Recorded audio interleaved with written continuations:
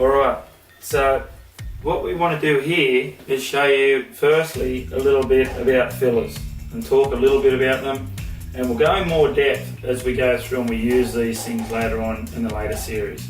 But just a quick overview of what we've got. So here we'll start off with this one's called a base coat or a base filler.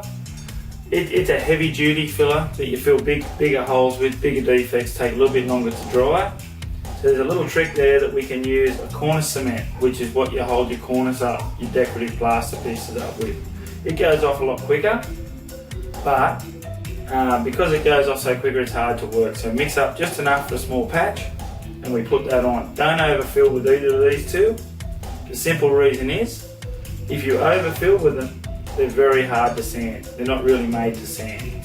So what we do then is once we've underfilled slightly, concaved it, or filled flat if you must, we use a top coat, a final finish coat. There's all different names for them, and we can use them on there, overfill it slightly, it's easy to sand, and we get a really nice finish. So that's the basic fillers. We can buy smaller ones, which we'll talk about later, just for bits and pieces at home. If we've got problems with interior timber, we can use a 2-pack filler, which we'll go into more later. So we've got 2 parts, we mix it up, goes very hard very quickly.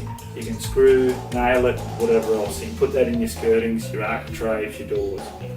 So that's the basic amount of fillers for inside, and for outside, which we can go through more later. This is the old-fashioned linseed oil putty. So it's basically an oil with basically a powder filler mixed together, and it's really good outside on nail heads because it'll stop them rusting. But we'll get into more detail on all the fillers as we go later. While we're talking about fillers, we'll have a quick chat about some filling blades and what I prefer to use. So these are just some different filling blades, different sizes. There's lots of different ones.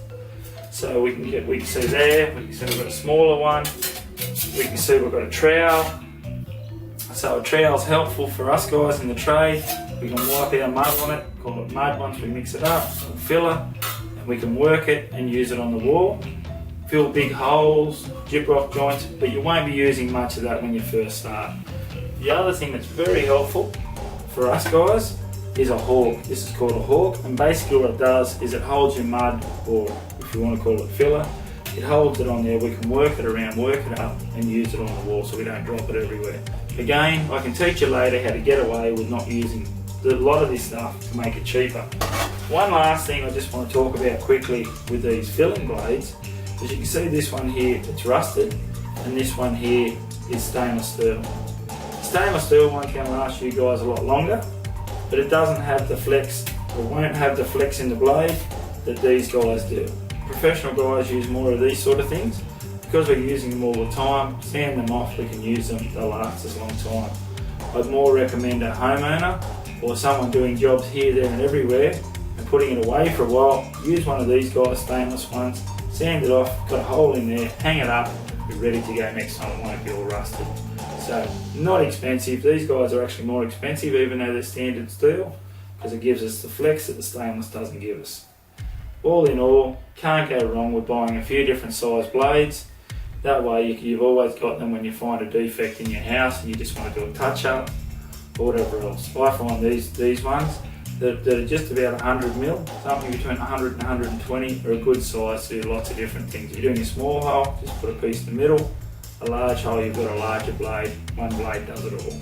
If you want to spend some more, by all means grab one of the smaller ones as well, and you can work between both. Alright guys, we'll talk more about the fillers as we start to use them and as we get into the work.